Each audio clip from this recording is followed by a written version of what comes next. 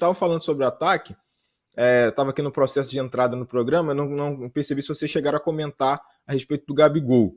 Se não comentaram, eu acho que foi a grande, talvez, resposta, pensando numa projeção do que vai ser o Flamengo daqui adiante. Você estava falando da dificuldade de fazer gol, e chamou muita atenção que o Gabigol foi a terceira opção no ataque, né, em relação a essa situação de substituições, de quem vai ser o centroavante, a ausência do Pedro, e a gente chegou a comentar logo quando o Pedro se machucou, que poderia abrir uma disputa aí e tal, e o recado que o Tite tem dado é que no Titez, né, que ele diz que é o campo fala, pelo visto o campo do Gabigol está falando muito pouco, tanto no treino quanto nos jogos, porque ele ontem, na hora da substituição, beleza, Bruno Henrique titular, não é aquele 9 que está acostumado a jogar por ali, por mais que já tenha feito essa posição em outras vezes na carreira. E aí o Flamengo precisa de uma situação, PVC falando, de machucar mais o Vasco, né, de ter mais finalização, apesar de rondar bastante, ter posse, dominar e tal. E aí ele recorre ao Carlinhos para fazer essa jogada, enfim, esse jogo. Consegue até o gol com o Carlinhos em campo, mas enfim, com ele fora do contexto da jogada em si, mas ele considera que foi interessante ver o Carlinhos em campo. E o Gabigol só vai entrar lá para 30 e pouco do segundo tempo, 35, 36, 37, numa função que não é a de camisa 9. Então a gente tem falado sobre camisa 9, poder ofensivo, ataque do Flamengo, a ausência do Pedro e tal. E quando ele usa o Gabigol, ele usa numa função que era do Arrascaeta e que inicialmente estava com o Luiz Araújo, que se machucou durante a partida. Então, o Gabigol não foi primeira escolha ou escolha imediata nem para a função de 9, nem para a função de segundo atacante. Então, esse é o contexto que está nessa situação para o Gabigol, e o Tite deu recado na coletiva dizendo, por exemplo, que o que aconteceu? Eu perguntei para ele, Tite, dentro desse campo fala, o que o campo do Gabigol tem falado? Ele disse, são treinamentos, são jogos, Carlinhos decisivo no jogo tal, jogo tal, jogo tal, Bruno Henrique decisivo, jogo tal, jogo tal, jogo tal. Então, tá difícil entender, talvez pelo torcedor mais acostumado a ver Gabigol 9 e tal, Muque, e gol, isso aí, esse contexto atual, sobretudo pela relação entre os dois, né, que tá cada vez mais difícil de entender, assim, se isso vai ser reatado de alguma forma, e a relação do Gabigol com o próprio Flamengo, perdão, diante dessas escolhas do treinador, claro, considerando aí uma perspectiva de que beleza, o Tite não tem contrato, vai ter eleição no Flamengo e tal, mas aí se renovar o contrato com ele vai ficar, enfim, curiosamente, quero entender um pouco também no futuro o que vai acontecer nessa relação entre os dois, considerando essa necessidade do ataque do Flamengo atual. Mas aí se a pergunta é bem feita, elaborada, né? O campo do Gabigol não está falando, o tapete verde, como ele fala também, o Tite muitas vezes, não está falando nem nos treinamentos, nem nos jogos. Acho que falta uma comunicação direta também. Não só com quem pergunta, mas também, principalmente com o torcedor. Porque o torcedor gosta do Gabigol. Tem torcedor que gosta do Gabigol e ainda vê o Gabigol como um jogador que pode dar ao Flamengo aquilo que anos atrás deu, foi títulos, gols, conquistas e tudo mais. Então, assim, falta uma comunicação direta, ser mais claro. Olha, realmente nos treinos falta um pouquinho. Isso não é problema. Não é expor ninguém, é uma cobrança profissional. E que a partir do momento que você é questionado, você fala. Então, assim, o Tite, ele gosta muito de usar a frase, eu às vezes omito algumas coisas, mas eu não minto, né? O Tite é muito sincero, e é verdade, eu convivo com o Tite há muitos anos, e se tem uma coisa que ele é muito sincero. Só que às vezes ele é obrigado a omitir algumas coisas, e nesse caso, ele omitiu. E aí eu acho que ele poderia ser um pouco mais claro na comunicação, até para a gente entender por que o Gabigol não está sendo usado. Né? O Carlinhos é muito jovem, é um jogador muito jovem que ontem sentiu um pouco o peso do clássico. E o Gabigol gosta desse tipo de jogo, gosta desse tipo de clássico. Então, assim, você dá uma moral para um Gabigol num jogo grande como esse, você pode ter a resposta dentro de campo que o treinador e a torcida querem. É simples. Eu estou tentando lembrar qual foi o jogo que ele botou o Gabigol de 9 e que foi um fiasco, porque todo mundo disse que o Tite tinha montado um monstrengo que não tinha meio campo. Lembra disso, Igor? São vários. Mas... Não, brincadeira, mas eu não estou recordando o jogo específico. Ele botou o Gabigol na função do Arrascaeta e muita gente falou que ele é um monstrengo, mas assim, eu continuo achando o seguinte, passa por isso que vocês estão falando, não tenho dúvida que sim. E passa por uma comunicação que precisa ver com o Gabigol. O entendimento de se o Tite não está achando o Gabigol rendendo no treino, se dedicando, etc. Eu continuo entendendo que, na cabeça do Tite, ele quer um pivô, e o pivô não é o Gabigol na cabeça dele. Então é Pedro, depois Bruno Henrique, depois Carlinhos. Porque o Carlinhos pode vir a ter, mas o Carlinhos não tem hoje um nível que pareça do elenco do Flamengo. Por isso que quando ele tem a ausência do Pedro, e ele acha que o Gabigol não é centroavante, ele escala o Bruno Henrique. Só que aí, voltando para o que vocês estão dizendo, que tem sim uma questão muito relevante, que é a seguinte: ontem ele não tinha o De Arrascaeta de princípio, porque o De Arrascaeta tinha uma dor. Então ele queria descansar o De Arrascaeta e usar o Arrascaeta por 30 minutos, 40 minutos, um tempo que não ficou especificado qual seria. Então ele botou o Luiz Araújo como meia. O Luiz Araújo veio para ser ponta direita. Na ausência do Cebolinha, o Luiz Araújo virou ponta esquerda. Na ausência do Arrascaeta, o Luiz Araújo virou meia central.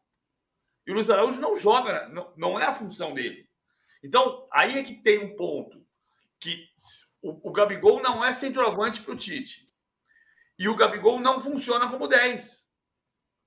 Eu não acho, ou pelo menos eu não tenho elemento, Igor, para achar que tem uma antipatia do Tite pelo Gabigol. Eu acho que tem uma questão tática que o Gabigol não se encaixa na maneira do Tite pensar futebol. Mas aí você tem o Luiz Araújo, que não fazia essa função, e estava fazendo bem. No começo do jogo, o Luiz Araújo estava bem nessa função. Aí ele teve a lesão, saiu, entrou o Arrascaeta. E o Gabigol virou reserva do 10, porque o Arrascaeta ontem era o reserva do Luiz Araújo, pela questão física. É isso. Ele não cita elementos... Desculpa, Dom, rapidinho. Ele não cita elementos relacionais com o Gabigol. Então, quando ele responde sobre treinos, jogos e tal, ele tenta dar um argumento técnico, não para minimizar o Gabigol necessariamente, mas uma tentativa de exaltar os outros, mas sem exaltar o Gabigol. Então, acaba ficando desequilibrado isso é um pouquinho na minha perspectiva. Então, ele exalta muito Carlinhos, exalta muito Bruno Henrique, mas o Gabigol treina os jogos e fica por isso mesmo, como o Gabigol estivesse na estaca zero e os outros estivessem somando pontos nessa concorrência aí por vaga no time titular. Muito bom, Igor. Para a gente encerrar esse assunto do clássico, muitas confusões em vários pontos da cidade, mais de 30 pessoas presas, que horrível.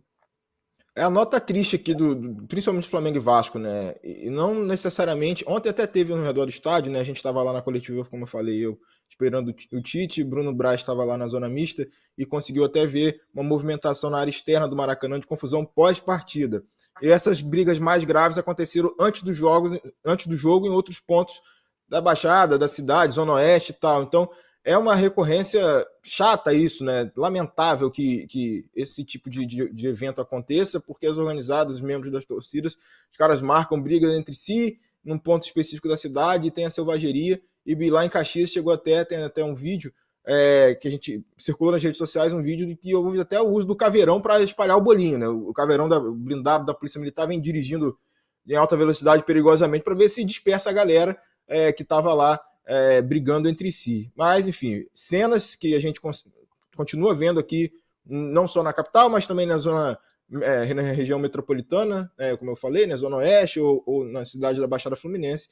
E é difícil imaginar um fim disso, sei lá, sem algo que vá gerar uma repercussão muito grande, né? Se precisa de uma movimentação, uma medida do poder público para controlar isso melhor, sabe que eles marcam as brigas, o trabalho de inteligência para entender isso, trabalho de educação, conscientização do próprio torcedor, e aí é difícil esperar do torcedor que já está acostumado a fazer esse tipo de selvageria uma consciência própria, né? Então talvez o poder público, talvez não, né? Com certeza o poder público precisa agir de forma mais concreta, mais intensa na repressão dessas brigas, porque, enfim, o dia de clássico já vira aquela tensão, que a pista tá animada lá, então, infelizmente, a gente tem visto isso aqui, principalmente no Flamengo e Vasco.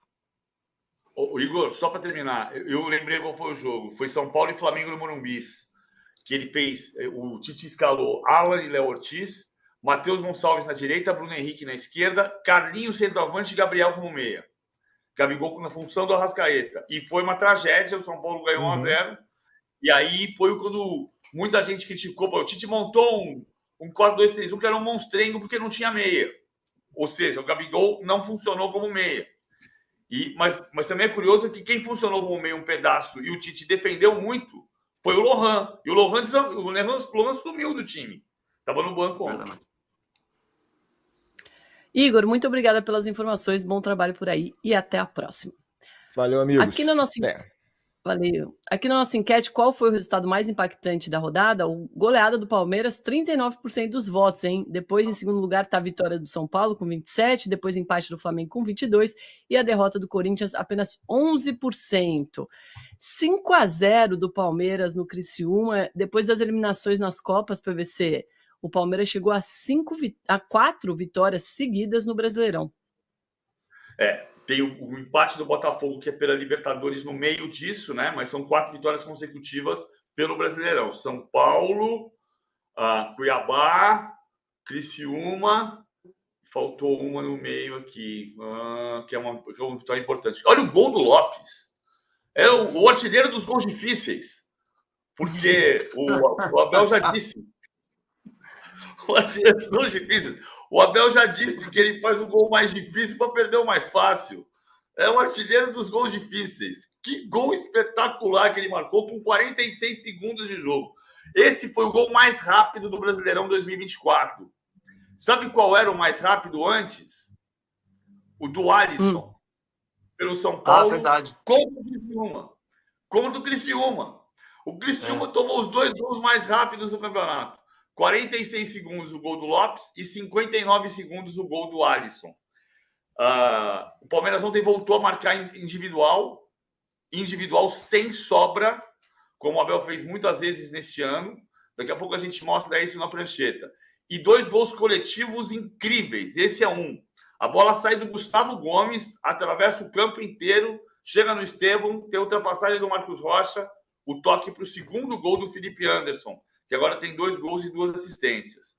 E o Estevão depois faz o contra-ataque no terceiro gol e marca o 4º gol. O Estevão hoje é vice-artilheiro do campeonato, só 2 gols abaixo do Pedro, e é líder de assistências do campeonato, 7 passes para gol. Então ele está se credenciando a melhor jogador do campeonato, se o Palmeiras for campeão, porque o líder, por enquanto, é o Botafogo. O Botafogo, mas... Diga, né? Ontem não. No final da semana, mais pro fim da semana, eu conversei com o Maurício. O Maurício é um cara que está muito adaptado ao Palmeiras, jogou assim, para mim, ele fez uma partidaça ontem, assim como o Veiga também voltou a marcar e fez uma grande partida. E assim, o discurso interno do Palmeiras, nesse momento em que você tem o Campeonato Brasileiro, é muito do que o Abel tem falado e principalmente ele tem questionado. Aquela situação que a gente cansou de trazer aqui, bastidores do Abel, incomodado com essa coisa da obrigação de ser campeão, está um pouco também na mente dos jogadores, mas de uma maneira diferente. O jogador do Palmeiras hoje, ou os atletas do Palmeiras hoje, o elenco do Palmeiras hoje, eles falam muito em resiliência, que o Palmeiras é um time que tem que ter resiliência, porque saiu das Copas de maneira precoce, ninguém queria sair da Libertadores como saiu, da Copa do Brasil, enfim, e que o brasileiro não tem que ser aquela coisa assim, olha, vamos entrar e vamos ganhar. É pensar no Criciúma, depois pensar no próximo adversário, sem olhar para a tabela nos confrontos diretos. Por exemplo, tem um confronto direto na primeira semana de dezembro contra o próprio Botafogo. Então ninguém vai ficar nesse discurso de que tem que chegar, o Palmeiras vai chegar, empolgar. Esse jogo de ontem é um exemplo, né? O Criciúma é um time fragilizado, principalmente na defesa. Mas o Palmeiras é avassalador e vai fazer